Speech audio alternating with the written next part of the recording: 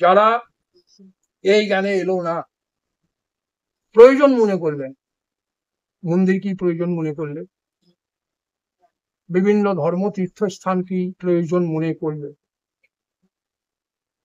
আর তোমরা এই জ্ঞানটাকে প্রয়োজন মনে করলে কি না ওগুলা যথার্থ নয়। তো আমি বলবো কি সত্যি এরা ভাগ্যশালী। কিরকম না, এরা এই জ্ঞানটা লাভকে প্রয়োজন মনে করেছে। আর আমি এটাও জানি এই প্রয়োজনই ওকে এই এই সংসার থেকে মুক্তি একদিন করে, আজ করেনি, 70-80 বছর বয়সে মুক্তি করে। আর যদি তোমাদের এই জ্ঞানটা লাভের জন্য লাভ যদি না হয়ে থাকে, এটাও বলে রাখি, ভগবান তোমাদেরকে যথেষ্ট সময় দিচ্ছে, সময় তো তোমাকে দিচ্ছে। এর পরেও যদি এটা লাভের প্রয়োজনীয়তা না হয়, সত্যি তোমরা হতভাগা। এই স্বল্প পরমায়ুতে যারা এই জ্ঞানটা লাভ করার জন্য প্রয়োজন মনে করে ছুটে এসেছে, এই জ্ঞানটাকে লাভ করার জন্য প্রয়াস করছে এই স্বল্প পরমায়ুতে, সত্যি এরা ভাগ্যশালী।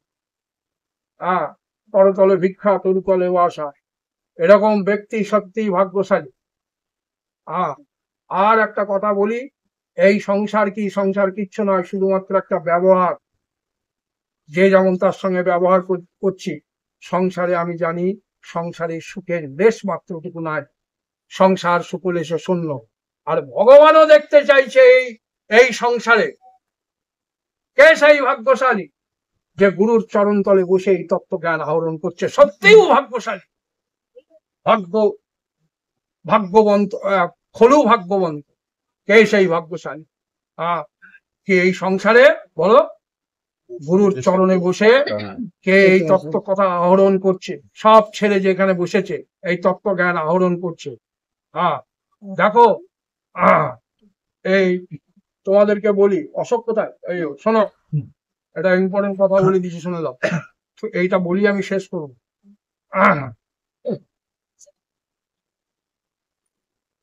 হাঁড়ি বানানোতে আছে আর মাটি বিনা বানানোতে আছে। বুদ্ধি তোমার একটাই, রিপিট করছি, ভগবান বুদ্ধি তোমার কটা দিয়েছে? একটা বুদ্ধি, সমাজ দুটো। আমি হাঁড়ি না আমি মাটি,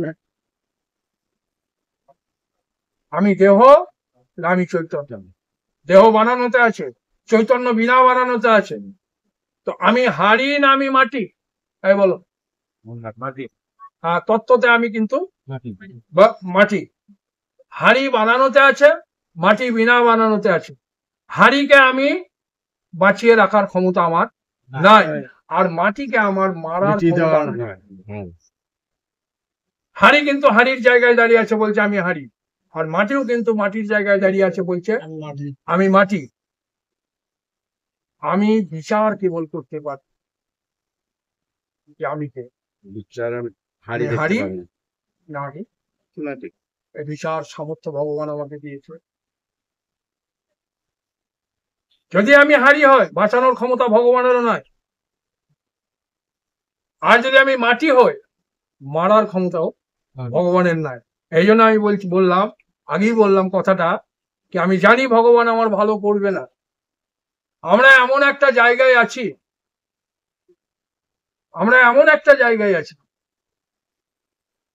যে কোনো মন্দির, কোনো তীর্থের আমাদের কোনো মতলবই নাই।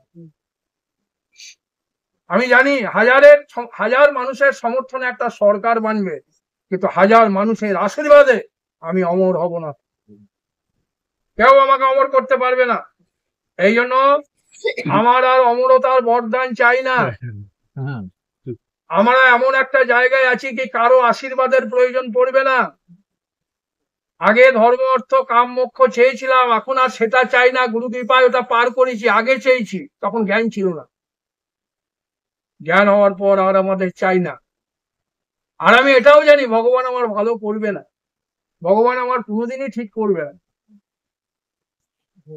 ভগবান আমাকে মারতেও পারবে না, ভগবান আমাকে বাঁচাতেও পারবে না। ভগবান আমাকে বুদ্ধি দিয়েছে, সেই বুদ্ধিতে গুরুর তত্ত্ব যেদিন আমি পেয়েছি, সেই বুদ্ধি আমাকে এই দুঃখ, এই অশান্তি, এই জন্ম আর মৃত্যুর ভয় থেকে আমাকে চিরতরে মুক্তি করে দিতে করেছে এই বুদ্ধি। সেই জন্য ভগবান মানুষকে এত দিল, পেট ভরলো না, আর আমাকে ভগবান কিচ্ছু দেয়নি। ভিখারি, না চাকরি না ব্যবসা, কিচ্ছু নাই আমার। কিন্তু ভগবান আমাকে যা দিয়েছে তা কাউকে দেয়নি। কি দিয়েছে না, ভগবান তার নিজের বুদ্ধিটা আমাকে দিয়ে দিয়েছে। আর সেই বুদ্ধিতে আমার অন্তিম চমৎকার হচ্ছে আমি সেবা এই সংসারে আর কেউ বেঁচে নাই, সব ঝুট, সব মৃত্যু। যদি ঘোড়া বলে কি ব্রহ্ম সত্য জগৎ মিথ্যা, কে বলছে? ঘোড়া। ঘোড়া তো ঘোড়া না মাটি? মাটি। হ্যাঁ, তো ঘোড়া বলছে কাকে? বলছে ঘোড়া শুনছে ঘড়ি, কি শুনছে? সব মিথ্যা, ব্রহ্ম সত্য জগৎ মিথ্যা। আবার ঘড়ি বলছে ঘোড়া শুনছে, কি শুনছে? সব মিথ্যা, এক ব্রহ্মই সত্য। আবার বেটা বলছে ব্রহ্ম সত্য জগৎ শুনছে বাপ, আর বাপ বলছে যখন শুনছে বেটা কি ব্রহ্ম সত্য জগৎ মিথ্যা। এই করতে করতে ঘড়ি এখন বলছে যদি সবই মিথ্যা হয়, ব্রহ্মই সত্য হয়, তা সে কোথা? সেই সত্য কোথায়? তা কে বলছে কথাটা? কে বলছে? বুঝতে পারছিস না তোরা কথাগুলো? আবার বলছি, বলছে ঘোড়া, ভালো করে শোন, বলছে ঘোড়া শুনছে ঘড়ি। ঘড়ি কি না সব মিথ্যা। মাটি কিন্তু বলছে না। আর একটু এগিয়ে দিলাম, সমাজ ধসাইছি তোদিকে, বুদ্ধি ধসাইছি, বুদ্ধিকে ফ্রেশ করছি, ভগবানের বুদ্ধি মানাইছি। কি বলছে? বলছে ঘোড়া কি, কাকে বলছে? ঘড়িকে। মাটি কিন্তু এ কথা বলছে না, বলছে কে? ঘোড়া। হ্যাঁ, আবার ঘড়ি বলছে ব্রহ্ম সত্য জগৎ মিথ্যা, সমস্তই মিথ্যা। ঘোড়া শুনছে। তখন ঘোড়া বলছে তাহলে সত্যটা কি? তা বলছে মাটি। ফের প্রশ্ন করছে আছে কোথায় সেই মাটি? তা বলছে সবারই ভেতর। আছে কোথা? সবারই মধ্যে। সেই জন্য বলছি কি ভগবান আমাকে কিছুই দেয়নি, আর লোককে এত ভগবান দিল, তবু পেট ভরে না, আরো চায়, আরো চায়, তৃষ্ণা বাড়তে থাকছে। আর আমি জানি ওর পেট কোনোদিনই ঝিলে ভরবে, একবারে ব্যর্থ। পরমাত্মা আমাদের দেশে একটা হুকুম দিয়ে পাঠিয়েছে, কিন্তু এই হুকুমটা মানা বা বোঝা এই সংসারে মানব খুব কম জন্মগ্রহণ করেছে। পরমাত্মার হুকুমটা মানা খুব ইম্পর্টেন্ট কথা বলছি। পরমাত্মা যে হুকুম আমাকে দিয়েছে সেই হুকুমটা বোঝার ক্ষমতা এই ধরতিতে খুব কম মানুষ করেছে। কেন জানো? এবার হুকুমটা কিরকম আমি বলি শোনো।